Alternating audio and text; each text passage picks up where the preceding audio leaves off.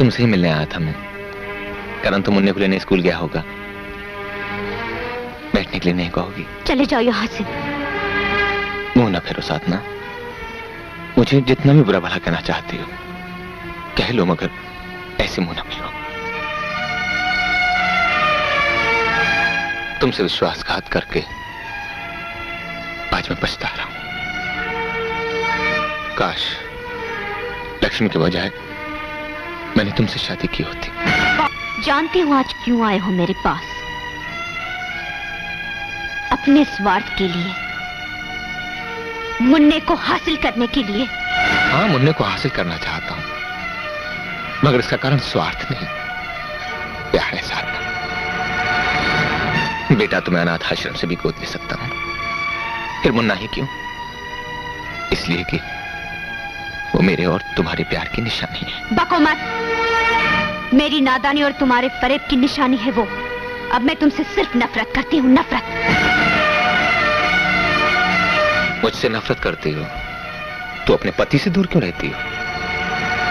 क्यों नहीं करण को दूसरा बच्चा दे देती जिसकी रगों में उसी का खून हो? अपने आप को क्यों धोखा दे रही हो साधना? अभी तक कहीं ना कहीं तुम्हारे दिल में मेरे लिए जगह बाकी है, इसीलिए तुम करण को प्यार नहीं दे सके। मेरी जगह उनके चरणों में है, बाहों में नहीं।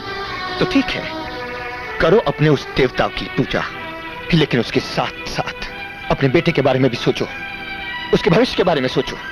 करण उसे क्या दे सकेगा? अगर मेरा मुन्ना मेरे पास पलेगा तो करोड़ों की जायदाद का वारिस बनेगा। जायदाद के साथ साथ सैकड़ों ऐब भी मिलेंगे उसे। फरेब, मक्कारी, जालसाजी का पूरा सबक मिलेगा तुमसे। उस पर अगर तुम्हारी छांव पड़ी तो वो भी तुम्हारे जैसा शैतान ही बनेगा। करण जैसा फरिश्ता अपने बेटे को एक नेक इंसान बनाएगा। देखो साधना, तुम अच्छी तरह जानती हो कि मुन्ना मेरा बेटा है। उसे मेरे हवाले कर दो, वरना मैं साबित कर सकता हूं कि मुन्ने का असली बाप मैं हूं। कैसे करोगे? अदालत में। उस डॉक्टर को भी अदालत में खींच कर लाऊंगा।